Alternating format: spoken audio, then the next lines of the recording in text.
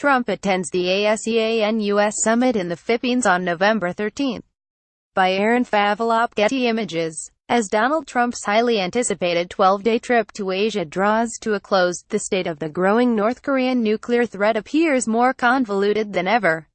While the president's stance on North Korea has never been easy to interpret, at times appearing to undercut that of his own State Department, a series of Twitter missives and contradictory remarks abroad has reportedly left Pyongyang, along with the broader global community, scrambling to make sense of how exactly the president will respond to the nation's berating, a situation that, according to two experts who have been covertly meeting with North Korean officials for months, does the U.S. no favors.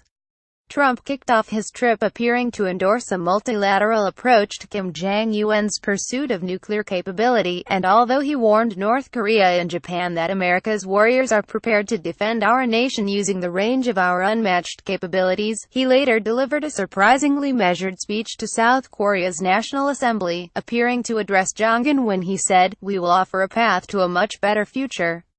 It begins with an end to the aggression of your regime, a stop to your development of ballistic missiles, and complete, verifiable, and total denuclearization." But his restraint cracked on Sunday when, seemingly prompted by the North Korean state media's characterization of him as a lunatic old man and its call to Americans to oust him from office to get rid of an abyss of doom, Trump launched a personal attack against the North Korean leader. "Why would Kim Jong-un insult me by calling me old when I would never call him short and fat? Oh well, I try so hard to be his friend," Trump wrote. https://twitter.com Real Donald Trump status 92951106195429787. Just hours later, however, Trump seemed to be over the dig when asked by reporters at the presidential palace in Vietnam whether he could see himself becoming friends with Kim. He replied, "Strange things happen in life. That might be a strange thing to happen, but it's certainly a possibility," and adding, "If that did happen, it would be a good thing I can tell you, for North Korea.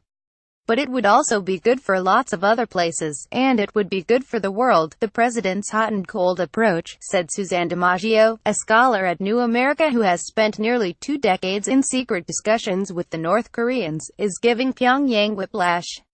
"They follow the news very closely. They CNN 247. They read his tweets and other things," she told Politico.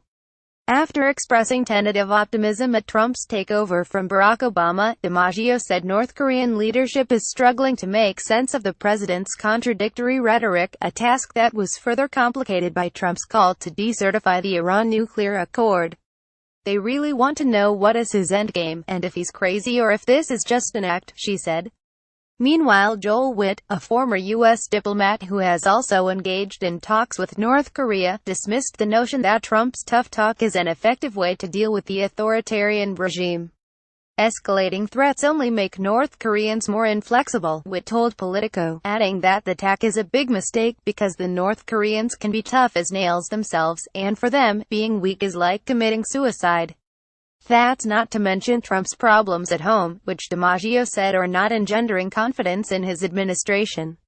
With the investigation being conducted by Robert Mueller, they are asking, why should we begin negotiations with the Trump administration, when Donald Trump may not be president much longer, DiMaggio said.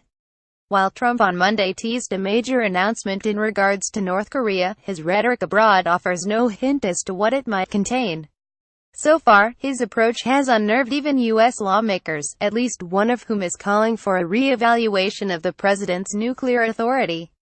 In a call for hearings on the topic, Senator Bob Corker, the chairman of the influential Senate Foreign Relations Committee, called the discussion long overdue, and added that lawmakers, among them senators both on and off the committee, look forward to examining this critical issue.